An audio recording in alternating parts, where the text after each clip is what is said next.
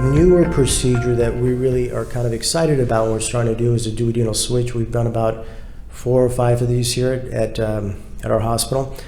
And this is a combination of a restrictive procedure and a super malabsorptive procedure where we reroute about 2/3 of the small intestines. Really good surgery. Almost 90-95% resolution of diabetic and cardiovascular risk and risk reduction for CVAs, and great surgery, but you only do them on patients who are willing and able to have lifelong vitamin supplementation and lifelong follow-up, because these patients are prone to liver failure, protein wasting. Some of them can come blind with vitamin A deficiency. Very important that patient selection is very important. Okay, so this is a newer procedure, kind of historic procedure, but as we improved vitamin supplementations and all these new bariatric vitamin supplements, these patients are starting to reemerge with this procedure, and it's a very good procedure. So why do we do these surgeries? Well, again, these surgeries, they look good, they lose weight, but the bigger thing is it resolves weight-related comorbidities. And what we're seeing is that when we look at a prospective study looking at 22,000 patients, we see 76% resolution, meaning no more of diabetes, 86% resolution or improvement.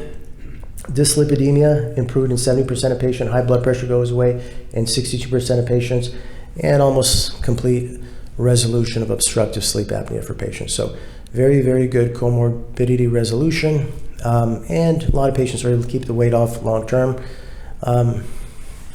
Again, obesity is a chronic problem. We see weight recidivism, weight regain, and just like someone who is on a blood pressure medication and you give them one blood pressure medication, it goes up, you give them another one, same kind of thing with bariatric surgery.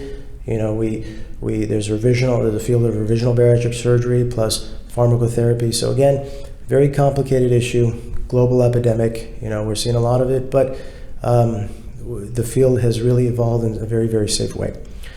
So as we know, obesity affects the body as a whole, so we'd expect that a lot of the health problems improve as a whole. So what we see is depression goes away in 55% of patients. Obstructive sleep apnea is resolved in about 70-90% of patients. This is the biggest one here. We see an 82% risk reduction in cardiovascular disease. High blood pressure goes away in 50-90% of patients. Acid reflux goes away in 70-90% of patients. All that weight on the bladder reduces stress urinary incontinence by 40-80%. Their joints are not beat up. Very modest weight loss has very profound effects on their joint health. So we see improvement in joint health. You can see that if they get all these problems better, they live longer. So you see increased life expectancy. Okay, quality of life index scores all better. When we look at migraines, it gets better. The lipid profile improves. Fatty liver disease improves. Metabolic syndrome, big one here, 83% resolution of diabetes. And what we're seeing is 79% resolution of hirsutism and 100% resolution of menstrual dysfunction. So it does help with fertility-related concerns.